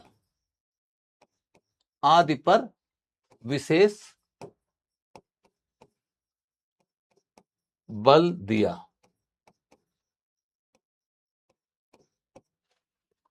आदि पर विशेष बल दिया। हाँ बेटा, मन का बताऊंगा रश्मि तोमर जी, बिल्कुल बताऊंगा। पहले तो ये समझ लो, गले का हार माने नेकलेस, चूड़ी, हेयर बैंड, केस सज्जा आदि। अब एक एक अलंकरण का नाम नहीं लिखना है, मनका के ऊपर विशेष काम करना है। मनका का मतलब क्या होता है? आप लोगों ने एक दोहा सुना होगा कि कर का मन का छोड़ के मन का फेर। यहां मनका का मतलब होता है दाना। पत्थर के ऊपर ये कारीगरी करते थे। पत्थरों में देखोगे कि लाजवर्द पत्थर या कार्नेलियन पत्थर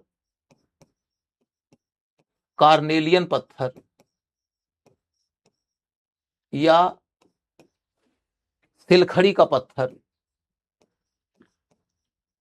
ये 3 तरह के पत्थर विशेष तौर पर थे। इन पत्थरों के ऊपर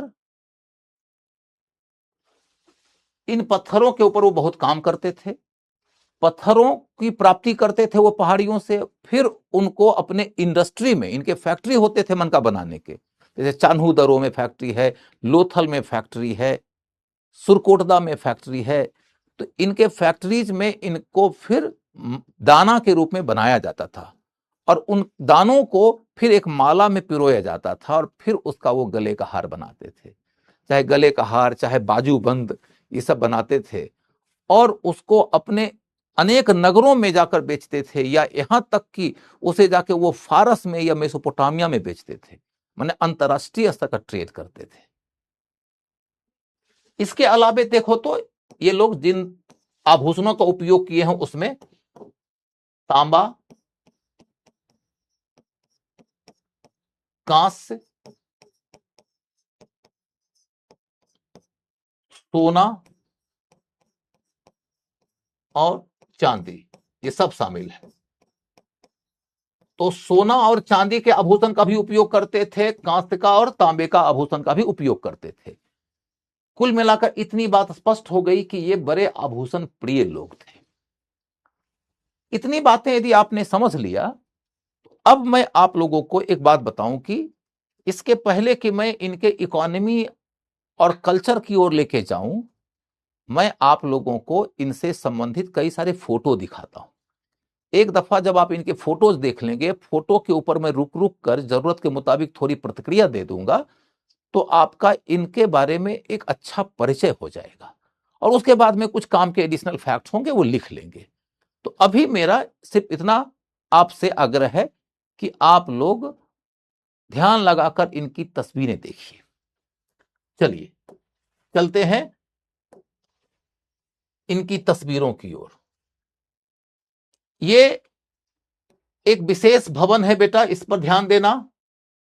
ये कौन सा भवन है तुमको पहचानना तो है नहीं कि कौन सा भवन है, लेकिन ये बात है कि इनके बारे में जानना है कि मोहनजोदड़ो, जो फैक्ट में लिख पाऊंगा वो लिख लेना, मोहनजोदड़ो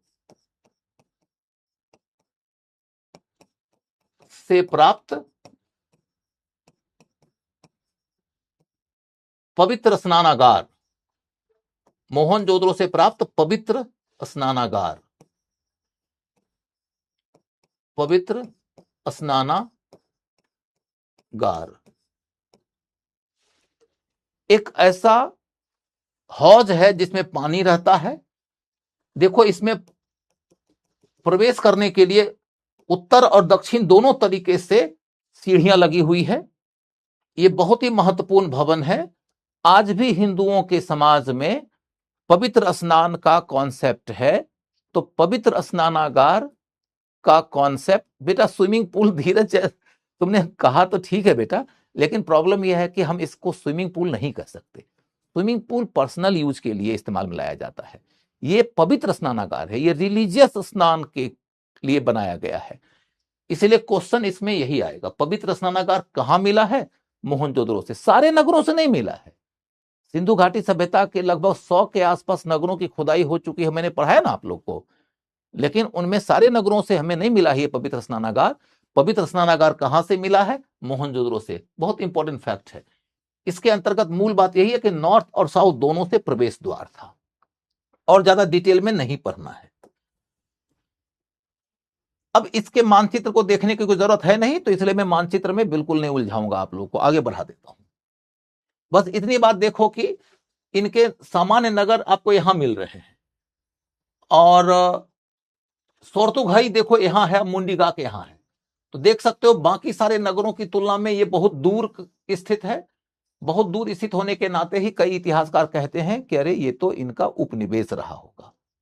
ये आपको याद होगा कल के क्लास के आधार पर कि सोर्तुघाई और मुंडीगाक के क्षेत्र में इनका जो नगरीय बसाव हुआ है वो इसलिए हुआ है क्योंकि इस इलाके में इन्हें बदख्शां की पहाड़ियों से लाजवर्द पत्थर की प्राप्ति होती थी। लाजवर्द पत्थर की प्राप्ति होती थी। लाजवर्द पत्थर मिलता यहां था, और उस लाजवर्द पत्थर को वो ले आते थे कहां? तो लाजवर्द पत्थर को ले आते थे इस जगह पर, वो इस जगह पर ले आते थे, और यहां पर उनका इंडस्ट्री होता था, और उस इंडस्ट्री में उसका इस्तेमाल करते थे। इस्तेमाल कैसे करते थे उसकी चर्चा आगे। आगे फोटो देखो। आपने सुना है इंडस वैली सिविलाइजेशन का मोहर। पहले मोहर के बारे में थोड़ी जानकारी लो, फिर फोटो देखना। मोहर, हेडिंग लिखो मोहर। मोहर। अब लिखो, सिंधु घाटी सभ्यता के बारे में जानकारी के लिए सबसे महत्वपूर्ण स्रोत मोहर था। सबसे महत्वपूर्ण स्रोत मोहर था। यदि ऐसा क्वेश्चन आ जाए सबसे महत्वपूर्ण स्रोत, तो तुमको मोहर ही मानना पड़ेगा। सबसे महत्वपूर्ण स्रोत मोहर था।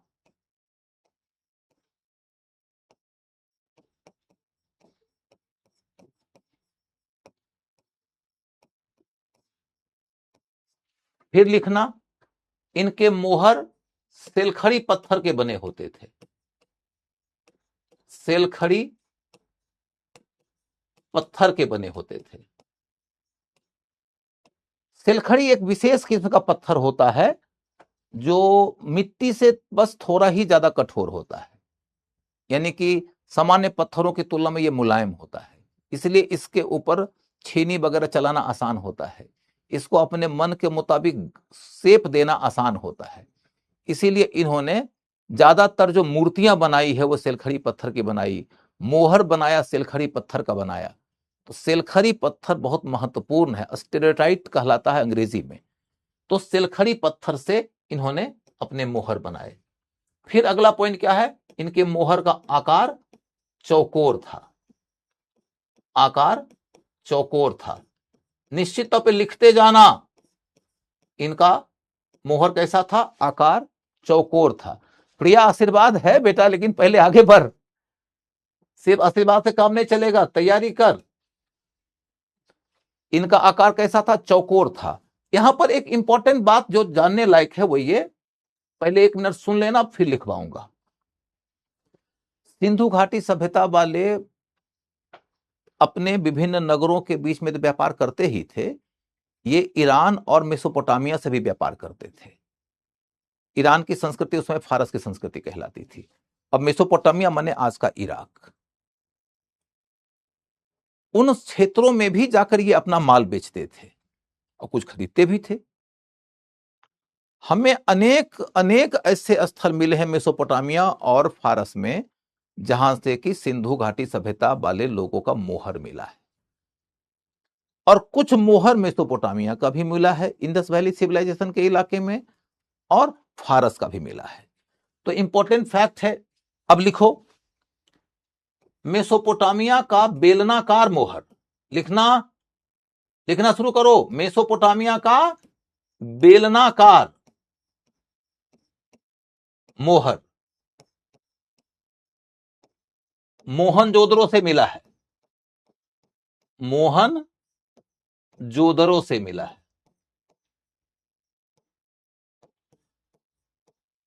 ध्यान रखना है, इंडस वैली सिविलाइजेशन का मोहर कैसा था? तो चौकोर, और मेसोपोटामिया का मोहर कैसा था? बेलनाकार। मेसोपोटामिया का बेलनाकार मोहर कहां से मिला है? तो मोहनजोदड़ो से। और फारस माने ईरान, फारस का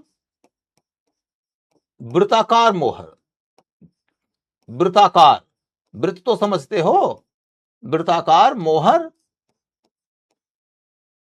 लोथल से मिला है।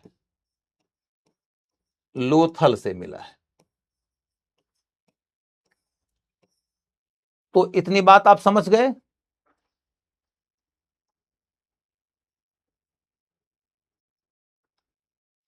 निकिता चौहान, पेपर में हिंदी शब्द हार्ड होता है। बेटा, पेपर का हिंदी शब्द के हार्ड होने का समाधान इतना ही है, तुम एनसीईआरटी किताब पढ़ो।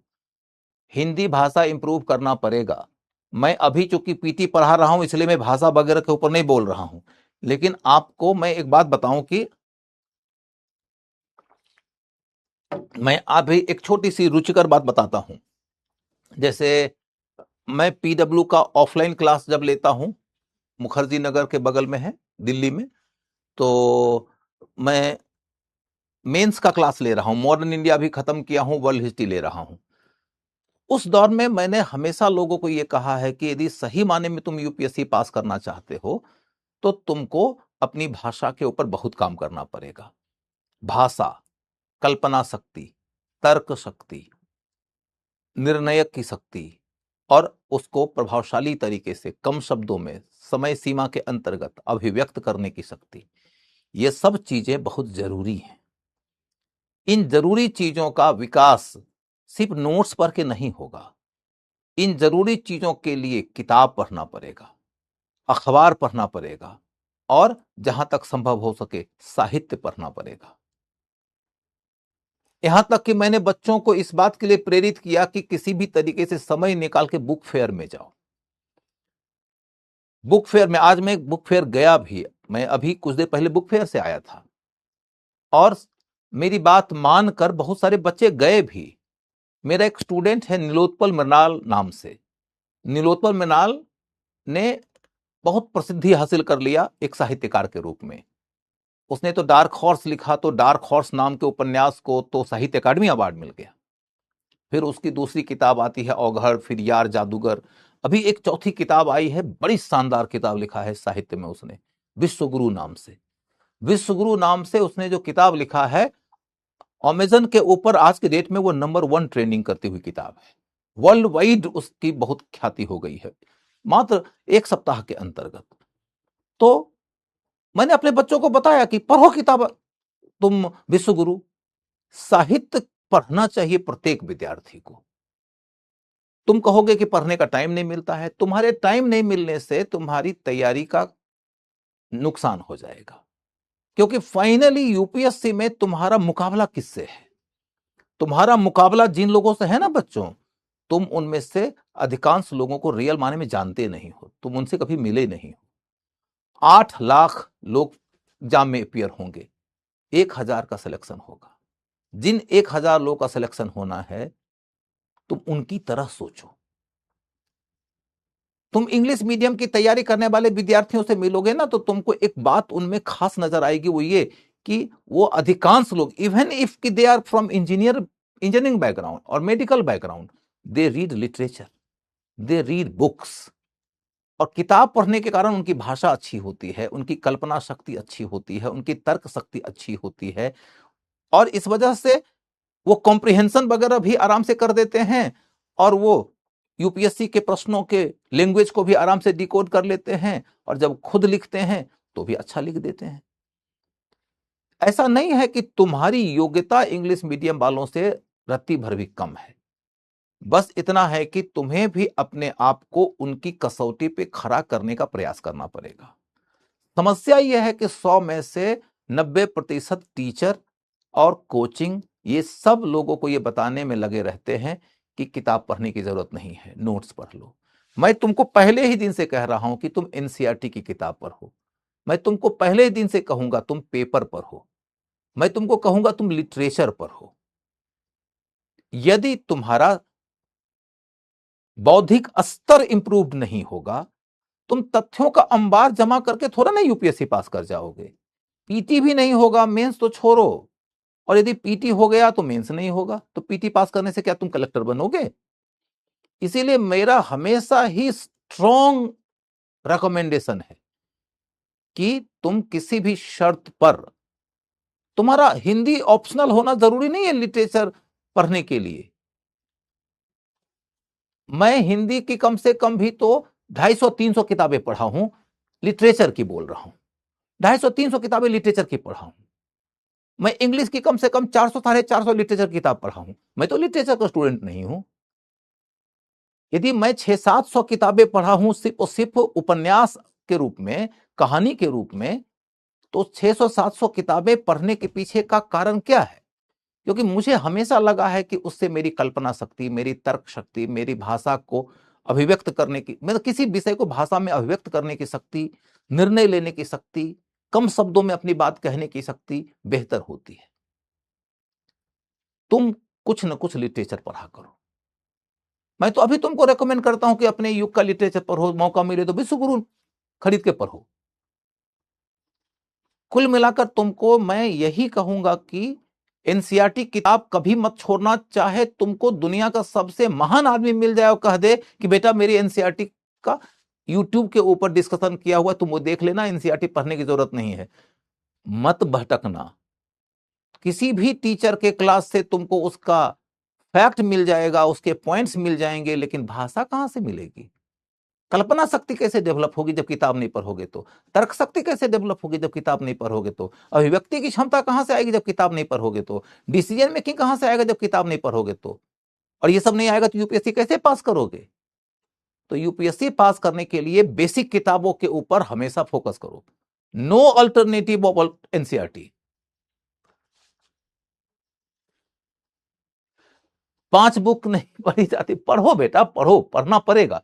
मेरी एक बात हमेशा याद रखना, वो ये कि तुम्हारा मुकाबला जिन लोगों से है तो तुम्हारे आसपास में नहीं है।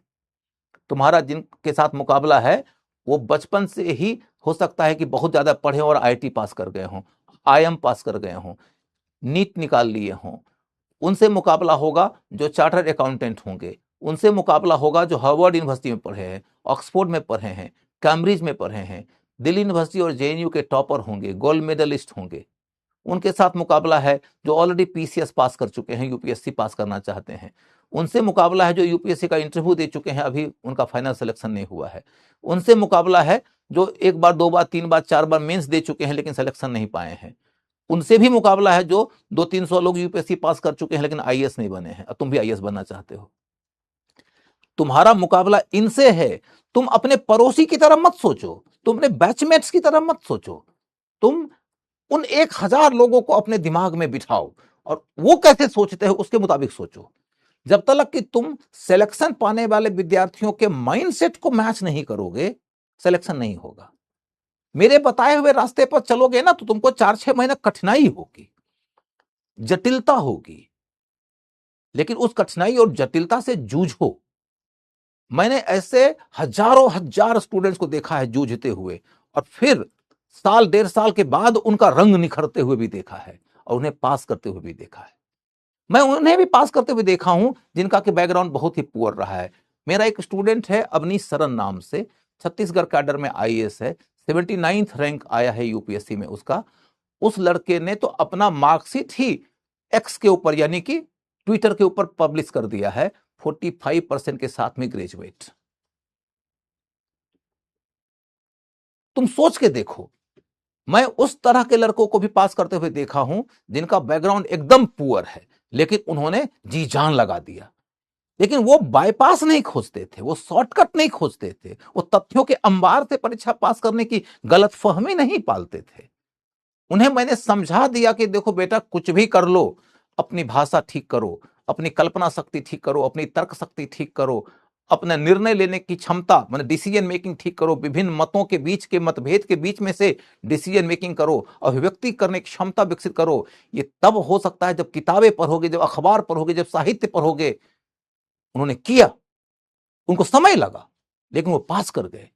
बहुत लोग ऐसे भी हैं जो नहीं करते हैं, उनको समय तो लगता ही है, वो पहला ही अटेम्प्ट पास करने की जो एक मनोकामना है, वो मनोकामना थोड़ा ना पूरी होती है लोगों की। 4 साल 5 साल तक तो पीटी नहीं होता, एक आध बार पीटी हो जाता तो फिर कभी मेंस नहीं होता, नीचे से कभी मेंस में लटक गए तो इंटरव्यू में सिलेक्शन नहीं होता। ऐसे लोगों की संख्या लाखों में है।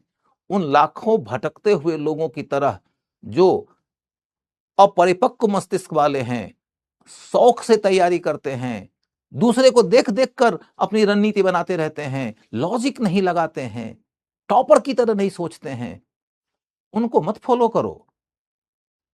यूट्यूबर का सब्सक्राइबर बन के, टीचर का फॉलोअर बन के यूपीएससी पास करने की गलती नहीं करो, उससे नहीं सिलेक्शन मिलेगा। एक स्टूडेंट बनो, विद्यार्थी बनो, और शिक्षक की खोज करो। शिक्षक और विद्यार्थी के बीच में एक अलग ही किस्म का सांस्कृतिक और भावात्मक नाता होता है, जिसकी जांच करो। बहुत जल्दी मत मान लो किसी को अपना मार्गदर्शक, अपना पुरोधा। जांचो, परखो, समय लो, डाउट करो उसके ऊपर। मुझ पे भी डाउट करो।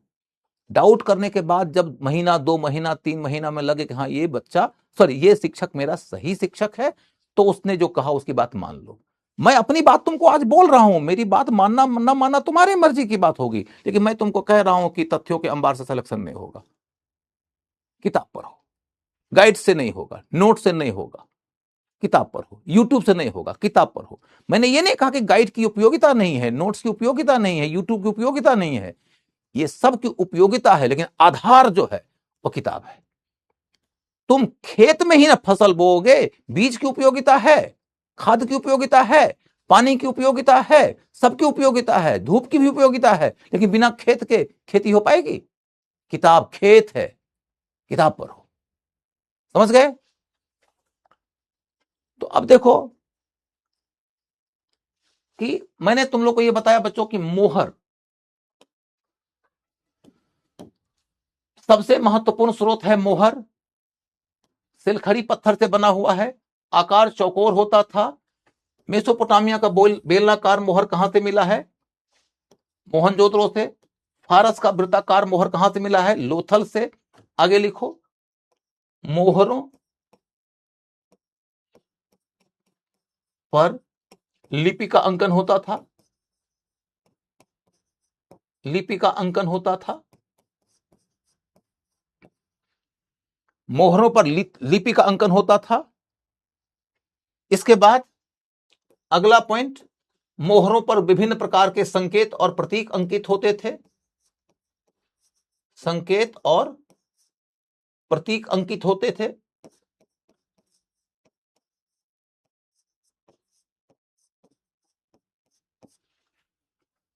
इसके बाद लिखो, मोहर का व्यापारिक एवं प्रशासनिक उपयोग होता था। व्यापारिक और प्रशासनिक उपयोग होता था। ठीक है, अब तुमको मैं एक लाइन में मोहर का मीनिंग समझाता हूं, इसके बाद में अपनी बात बिल्कुल स्पष्ट हो जाएगी। ठीक है, तो ये देखो बेटा कि मोहर जो है वह एक प्रकार की वस्तु है, इसको अब तुम देख के समझ सकते हो। ये देखो मोहर है, ये मोहर है, देख लो, ये चौकोर आकार का है, चौकोर आकार का है। इसमें देखो एक सींग वाला पशु है। ये एक सींग वाला जो पशु है, ये इंडस वैली सिविलाइजेशन का सबसे पवित्र पशु माना गया है। इसे तुम नोट कर सकते हो। इंडस वैली सिविलाइजेशन के धर्म से जुड़ा हुआ मामला है। इंडस वैली सिविलाइजेशन के लोग पशु की पूजा करते थे। जिस पशु को वो सबसे ज्यादा पवित्र मानते थे वह एक सींग वाला पशु है। फिर ये देखो, ये इन्होंने लिखा है, कुछ समझ सकते हो, चित्रात्मक है, चित्र बनाया है, लेकिन हम दुर्भाग्य से इनके चित्र के अंदर कही गई बात समझ नहीं पाए हैं। ठीक है, ये एक तरफ है, ये दूसरा तरफ उसका पल्ला साइज है। खैर, ये समझो, आपको अंदाजा लग गया कि मोहर चौकोर है, उसके ऊपर कई प्रकार के संकेत प्रतीक, जैसे ये देखो एक सींग वाला पशु है और लिपि का अंकन है।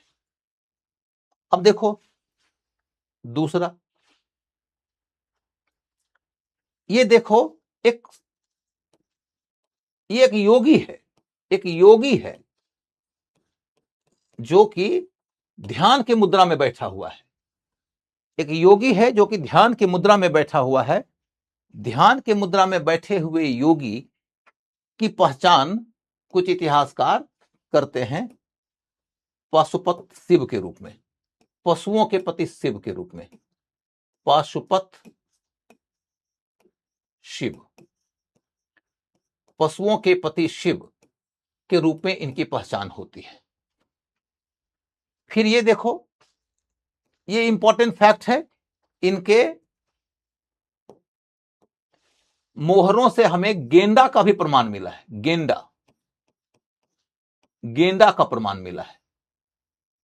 कई जगहों से इनके मोहरों पर हमें गेंडा का प्रमाण मिला है। तुम्हारे सामने क्वेश्चन क्या आएगा, 4 पशु का नाम दे देगा, कह देगा इनमें से किन किन पशुओं से ये परिचित थे। उनमें से एक रहेगा गेंडा। नॉर्मली गौर करके देखो कि इंडस वैली सिविलाइजेशन का जो इलाका है, उस इलाके में गेंडा नहीं मिलता है आज के डेट में। गेंडा तो मिलता है हमें नॉर्थ ईस्ट में, लेकिन इनके मोहरों पर गेंडा का प्रमाण है। अब मोहरों पर गेंडा का प्रमाण है तो कम से कम इतना तो स्पष्ट है कि गेंडा को जानते थे। इसलिए गेंडा के ऊपर फोकस रखिएगा, गेंडा पशु से वो वाकिफ थे। जब मैं मोहरों का पिक्चर खत्म कर दूंगा तो इनके परिचय वाले पशुओं के ऊपर मैं एक क्वेश्चन दूंगा। उस क्वेश्चन को बना लेंगे तो आप कंफर्म रहिएगा, परीक्षा हॉल में भी बन जाएगा। ठीक है, ये देखो कुबड़ वाला बैल है, ये कुबड़ वाला बैल है, कुबड़ वाला बैल है।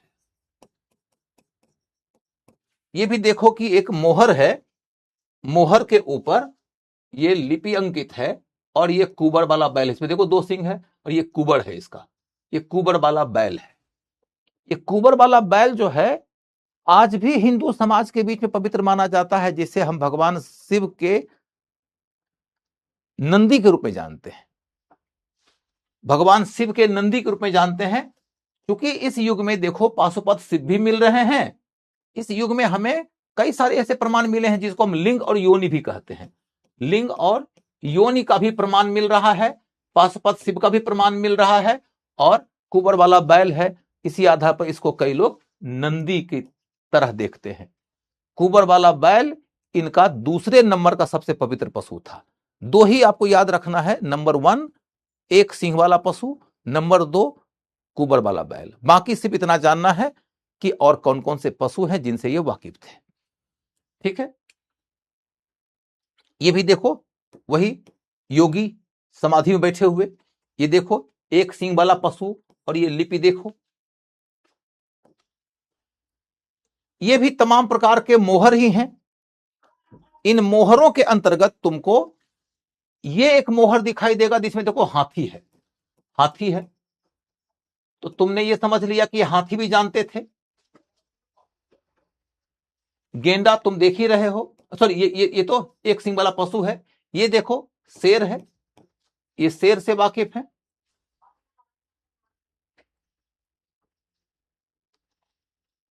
रिपीट होगा तो नहीं दिखाऊंगा।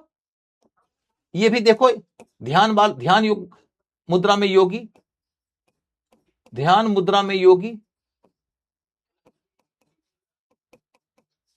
अब तुमको इससे अंदाजा तो लग जाएगा कि योग की विभिन्न समाधियों को जानते थे वो, योग वगैरह के बारे में बढ़िया से उनको पता था। अब तुम्हारे सामने में ये देखने को मिले, देखो स्वास्तिक बनाना जानते थे, स्वास्तिक,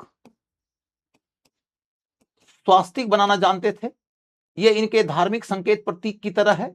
जब धर्म वाला टॉपिक पढ़ाऊंगा तो इनके पॉइंट्स में एक जगह क्रमबद्ध तरीके से लिखवा दूंगा, लेकिन अभी बस फोटो देख ले तो देख लेने से एक छवि दिमाग में बन जाएगी, उसी छवि के आधार पर आगे चलकर बहुत सारे हमारे प्रश्न ठीक से हो जाएंगे। अब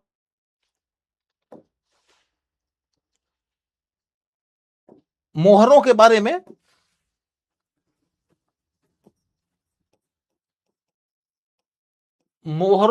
में मुझे जितना बताना था मैंने बता दिया। हम फाइनल राउंड का एक डिस्कशन करते हैं कि इनके मोहर से हमें क्या पता चलता है।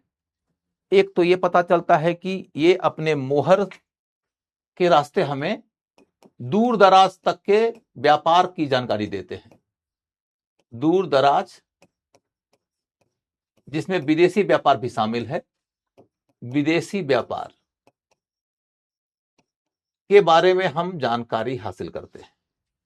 इनके मोहर से आप समझ गए होंगे कि हमको जानकारी मिलती है कि कौन सी लिपि ये लोग लिखते थे, यानी कि इनकी लिपि की जानकारी मिल जाती है। फिर देखो इनके मोहरों से हमें इनके पशुओं के बारे में जानकारी मिल जाती है, पशुओं की जानकारी।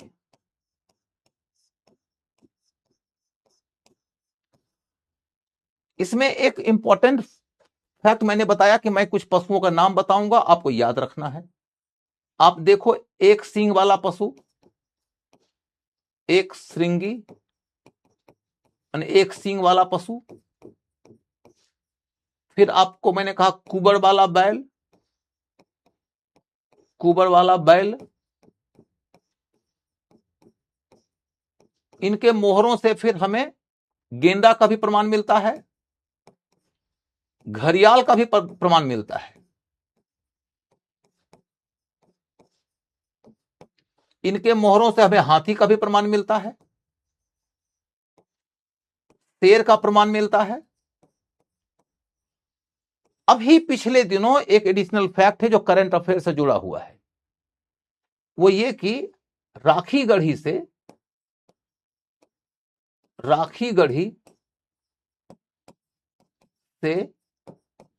एक मोहर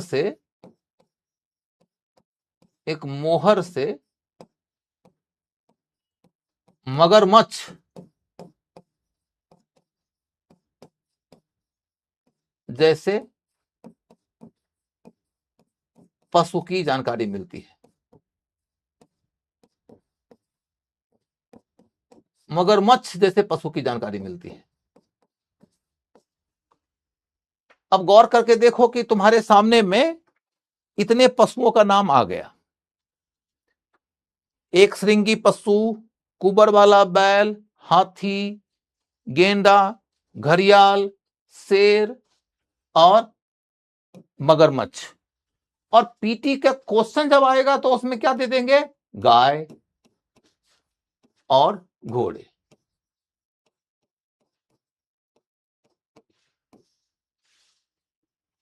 एक रोचक बात है कि इंडस वैली सिविलाइजेशन से हमें आज तक गाय के बारे में कोई जानकारी नहीं मिली है।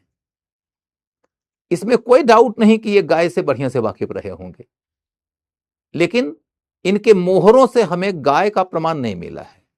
इसका मतलब है कि ये गौ पूजक नहीं रहे होंगे। कई सारे बच्चे कहते हैं कि गाय का प्रमाण नहीं मिला है, तो हम कैसे कह सकते हैं कि गाय से ये परिचित होंगे। तो भाई आपको यह समझना पड़ेगा कि प्राचीन काल में भी बैल की मां गाय ही रही होगी, प्राचीन काल में बैल की मां हथनी थोड़े रही होगी। तो गाय से ये परिचित रहे जरूर होंगे, लेकिन गाय इनके मोहरों पर अंकित नहीं है। दूसरी बात यह कि प्राचीन काल के इस इंडस वैली सिविलाइजेशन के दौर में हम देख रहे हैं कि ये लोग घोड़े को अपने मोहर पर अंकित नहीं किए हैं। घोड़ा इनके लिए एक तरह से अपरिचित पशु है। इक्का दुक्का कुछ जगहों पे जैसे राणा गुंडई वगैरह से हमें कुछ ऐसी हड्डियां मिली हैं जिन हड्डियों के बारे में कुछ अनुमान लगाया जाता है कि शायद यह घोड़े की हड्डी है। कुछ आकृतियां कहीं मिली हैं जिसके बारे में अनुमान लगाया जा सकता है कि शायद ये घोड़े की आकृति है, लेकिन घोड़ा इनके जीवन में एक तरीके से अपरिचय वाला पशु है। गाय हमारी माता है, हमको कुछ नहीं आता। नहीं आता है बेटा, सब कुछ आता है, क्यों नहीं आता है। और गाय की पूजा बहुत आदरणीय चीज है, हम आगे चल के गाय के बारे में पढ़ेंगे, लेकिन इनके बारे में अभी इतनी ही बात है कि ये गाय अपने मोहर पर अंकित नहीं किए हैं और घोड़े से ये प्राय अपरिचित है, और इसके ऊपर क्वेश्चन पूछने वाले लोग फोकस करेंगे। तो जिन तीन चीजों के ऊपर आपको विशेष रूप से फोकस करना है इस टॉपिक के अंतर्गत, वो एक तो इनके नाम को ध्यान रखना है, फिर ये सबसे पवित्र पशु माने जाते हैं, इसका ध्यान रखना है, फिर ये आज के डेट में करंट अफेयर्स के ख्याल से महत्वपूर्ण है कि मगरमच्छ जैसा एक पशु मिला है हमें इस काल का, और फिर ये कि गाय और घोड़े नहीं है इनके मोहरों पर। मैंने कहा था कि मोहर बहुत उपयोगी जानकारी दे रहे हैं। मोहरों से हम इनके धर्म के बारे में जान जाते हैं, बहुत कुछ धर्म का ज्ञान। आज के डेट में बहुत सारे इतिहासकार ये कह रहे हैं कि मोहर का राजनीतिक इतिहास लेखन में भी बहुत महत्व है, लेकिन इसका कैसे उपयोग होगा इसके ऊपर आपके सामने मैं चर्चा नहीं करूंगा। बस इतनी बात बता दिया कि मोहर का इस्तेमाल राजनीतिक इतिहास लेखन के लिए भी बहुत अच्छे स्तर पर होता होगा। सॉरी, माफ करिए, मोहर का इस्तेमाल राजनीतिक कार्यों में भी बहुत अच्छे स्तर पर होता होगा। मोहर आप समझ गए। तब देखो इनके बारे में जानकारी देने वाला अपना दूसरा सोर्स क्या है। एक है मृदभांड। मृदभांड, मृदभांड का मतलब क्या है? मिट्टी का बर्तन। मिट्टी का बर्तन हमें इंडस वैली सिविलाइजेशन के पूरे क्षेत्र से अनेक प्रकार के मिले, लेकिन सबसे अच्छा मृदभांड कौन सा है जिसे सिंधु घाटी सभ्यता के लोगों के दौर का प्रतिनिधि मृदभांड माना जाता है? क्वेश्चन आएगा, सिंधु घाटी सभ्यता का सबसे अच्छा मृदभांड कौन सा था, या सिंधु घाटी सभ्यता का मृदभांड कौन सा था? एक ही मृदभांड होता है जिसे इतिहासकार पकड़ते हैं उस युग के प्रतिनिधि के रूप में, जैसे सिंधु घाटी सभ्यता का मृदभांड, पूर्व वैदिक काल का मृदभांड, उत्तर वैदिक काल का मृदभांड, 6ठी शताब्दी ईसा पूर्व का मृदभांड। ये 4 प्रकार के मृदभांड हैं, उनके बारे में हमें पढ़ना है। अभी मैं सिर्फ और सिर्फ सिंधु घाटी सभ्यता के मृदभांड के बारे में बताता हूं। तो सिंधु घाटी सभ्यता का जो मृदभांड है उसका नाम है लाल रंग पर, लाल रंग पर काले रंग की चित्रकारी वाला मृदभांड। चित्रकारी वाला मृदभांड, लाल रंग पर काले रंग की चित्रकारी वाला मृदभांड। मैंने बर्तन लाल रंग का है, उस पर काले रंग से चित्रकारी की गई है। Black on red pottery, black on red pottery, pottery मैंने मृदभांड। अब तुम इसको देखो तो समझोगे। देखो लाल रंग का मृदभांड है कि नहीं, लाल रंग का बर्तन है और उस पर काले रंग से चित्रकारी की गई है। यही है इंडस वैली सिविलाइजेशन का मृदभांड। ब्लैक ऑन रेड ना बेटा, ब्लैक एंड रेड मत लिखना, ब्लैक ऑन रेड लिखना। ब्लैक एंड रेड तब होता जबकि यहां तक ब्लैक होता, ऊपर रेड होता। ये ब्लैक ऑन रेड है, ठीक है। अब इसका और उदाहरण लेके देखो। ये सब आपको मिट्टी के बर्तन मिलेंगे इंडस वैली सिविलाइजेशन के। देखो लाल रंग का मिट्टी का बर्तन है और लाल रंग के इस बर्तन के ऊपर काले रंग की चित्रकारी दिखेगी। तो सिंधु घाटी सभ्यता का बर्तन कैसा था? लाल रंग के ऊपर काले रंग की चित्रकारी वाला। ये सब भी देखो वही है, ब्लैक ऑन रेड। देखो विभिन्न प्रकार की आकृतियां बनी हुई है, उनके ऊपर चित्र बने हुए, चाहे मछली का चित्र बना हुआ है, चाहे ये देखो कुबर वाले बैल का चित्र बना हुआ है, या फिर देखो कई प्रकार के जो ज्यामितीय डिजाइन बने हुए हैं, वनस्पतियों का डिजाइन बना हुआ है। हमें उन डिजाइनों में ज्यादा नहीं जाना, बस इतनी बात है कि मृदभांडों से हमें इनके बारे में बहुत सारी जानकारी मिलती है। इनके मृदभांड बहुत ही सोफिस्टिकेटेड होते थे, लाल रंग के ऊपर काले रंग की चित्रकारी वाले होते थे। तो मृदभांड की कहानी बस इतनी ही।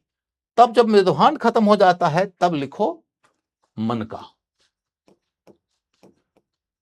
मनका का मतलब तो मैं समझा चुका हूं आप लोगों को, मनका का मतलब आप समझ चुके हैं। अब आप समझने की कोशिश करिए कि मनका था कैसा इनका। ये सब मृदभांड बाद में दिखाऊंगा, ये इंडस वैली सिविलाइजेशन का नहीं है। ये देखो मनका, मैंने कहा था ना मनका मतलब दाना। ये कार्नेलियन पत्थर का मनका है, कार्नेलियन पत्थर का मनका है। तुम एक अगला मनका देखो, ये मनका क्या है? ये लाजवर्द पत्थर का है, लाजवर्द पत्थर का है। इसे तुम देखो थोड़ा गौर से, ये ओरिजिनल मनका, सॉरी ये ओरिजिनल लाजवर्द पत्थर है जो बदख्शां की पहाड़ी से, मैंने सोरतुघई और मुंडीगाक से वो लोग लाते होंगे। ये ओरिजिनल लाजवर्द पत्थर है। इस पत्थर को लोथल में, जहां की मनका बनाने का कारखाना था, उन्होंने इसे कारखाना के अंदर एक प्रोडक्ट के तौर पे तैयार कर दिया। तो आपको यह बात समझ में आ गई होगी कि इनका मनका जो मैंने पढ़ाया, मनका क्या है। मनका मतलब इससे इनके इंडस्ट्री का पता चलता है, इनके ट्रेड का पता चलता है, इनके इकोनॉमी की जानकारी मिलती है। हमको इनसे यह भी जानकारी मिलती है कि श्रृंगार प्रिय लोग थे। इनके श्रृंगार की सामग्रियों को देखो, तुमको और बढ़िया समझ में आएगा। अब देखो कितना सुंदर श्रृंगार की सामग्री बना रहे हैं। आज भी तुम चाहो तो अपने गर्लफ्रेंड को दे सकते हो और वो खुश होगी, या लड़कियां चाहे तो अपने लिए खरीद ले, बहुत पसंद आएगी उनको। कुल मिलाकर देखो तो तुमको ये बात समझ में आएगी, ये सब उनके दौर के ऐसे श्रृंगार के आइटम्स हैं जिन्हें हम आज के डेट में आर्चीज गैलरी में रखा हुआ देखेंगे तो हम बहुत अच्छे दाम पे खरीद सकते हैं। ये सब देखो कितना सुंदर है। यही सब इनके श्रृंगार की सामग्रियां हैं जिनके आधार पर मैंने कहा कि ये लोग आभूषण प्रिय लोग थे, गहना पसंद लोग थे। स्त्री पुरुष दोनों ही इसका इस्तेमाल करते थे। देख लो। अब ये इनके मकान की योजना है, उसकी चर्चा अभी नहीं करूंगा। अब मैं आपको इनके दूसरे पहलू को लेकर जाता हूं। ये देखो, मैंने आप लोगों को इनकी मूर्ति के बारे में बताया था। अभी मैं इनकी मूर्ति के बारे में ज्यादा विस्तार से नहीं बताऊंगा, वो कल बताऊंगा। आज का क्लास मुझे जल्दी छोड़ना पड़ेगा, कुछ विशेष कारण है। तो बस इतनी बात समझाना चाह रहा हूं कि तुम देखो इनकी हेयर ड्रेसिंग देखो, बढ़िया हेयर ड्रेसिंग दिख रही है एक ने, प्रॉपर हेयर ड्रेसिंग, दाढ़ियों को करीने से सजाया गया है। और देखो ये हेयर बैंड का उपयोग किया गया है। यही वो मूर्ति है जो मोहनजोदड़ो से प्राप्त हुई है, पत्थर की है, सेलखरी पत्थर की है। और देखो मैंने कहा था कि इनका एक बांह खुला हुआ है, एक बांह के ऊपर ये चादर लपेटे हुए हैं और 3 पत्ते की छाप वाला डिजाइन बना हुआ है। इसी को तिपतिया छाप वाला मैंने पढ़ाया था आप लोग को। कुल मिलाकर देखो तो तिपतिया छाप वाले डिजाइन वाला सूती वस्त्र का ये सॉल इन्होंने ओढ़ के रखा है। यहां भी तुमको ये डिजाइन साफ तौर पर दिखाई देगा। और इसको देखो, ये है मोहनजोदड़ो से प्राप्त होने वाली कांस्य की नर्तकी की मूर्ति। आप गौर करके देखो, इस आदमी को, इसका होठ मोटा है, ललाट चौड़ा है, आंखें झुकी हुई है, दाढ़ी घनी है, मूछ नहीं है। इसको देखकर अनुमान लगाया गया कि यह मंगोलियाई मूल का व्यक्ति होगा, मंगोलियाई मूल का व्यक्ति होगा। इसी आधार पर तय होता है कि मंगोलियाई मूल का व्यक्ति होगा। जबकि इधर देखो, इस लेडी को देखो, यही कांस्य की नर्तकी की मूर्ति है जिसके ऊपर क्वेश्चन पूछा गया। मोहनजोदड़ो से प्राप्त है, मोहनजोदड़ो से प्राप्त है। देखो भरे बांह की चूड़ियां आज भी राजस्थान, पंजाब और हरियाणा एवं पश्चिमी उत्तर प्रदेश की महिलाएं भरे बांह की चूड़ियां पहनती हैं। इनके हाथ में देखो, यहां भी देखो बाजूबंद, हेयर ड्रेसिंग देखो कितना शानदार तरीके से जूड़ा बंधाई हुई है, गले का हार देखो। बाकी वो वस्त्र नहीं पहनी हुई है। मैंने आप लोगों को बताया था कि कांस्य की नर्तकी की मूर्ति में आपको त्रिभंग मुद्रा दिखाई देगा। त्रिभंग मुद्रा में देखो गर्दन टेढ़ा किया है, ये कूल्हा टेढ़ा किया है और ये घुटना टेढ़ा किया है। 3 जगहों पे शरीर में भंग आया हुआ है। ये नृत्य की मुद्रा में है, इसलिए इसको कांस्य की नर्तकी की मूर्ति कहते हैं। अब मैं आपको आज ये नहीं बताऊंगा कि यह मूर्ति बनी कैसे थी। इसको लुप्त मोम प्रणाली से बनाई गई मूर्ति कहते हैं। लुप्त मोम प्रणाली।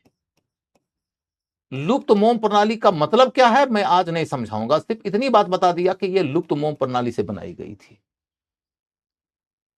बेटा आज का क्लास मैं यहीं पर छोड़ देता हूं, क्योंकि कुछ लोग इंतजार कर रहे हैं कि मैं क्लास छोड़ूं। असल कहानी क्या है कि पीडब्ल्यू की जो उन्नति है, उस उन्नति और आप लोगों का प्यार जो मिला है, उस प्यार के मद्देनजर सभी लोगों को कुछ एक आयोजन वगैरह का भागीदार बनाया गया है। तो उसमें हमारे साथ जो काम करने वाले सपोर्टिंग हैंड के लोग हैं, जो आपकी परीक्षा की तैयारी हो सके उसमें हम सब लोगों का हाथ बटाते हैं, उन लोगों को बुलाया गया है। सब लोग जा चुके हैं, 2 बच्चे यहाँ बैठे हुए हैं, सिर्फ इस उम्मीद में कि सर जितना जल्दी छोड़ेंगे मैं उतना जल्दी भागूंगा।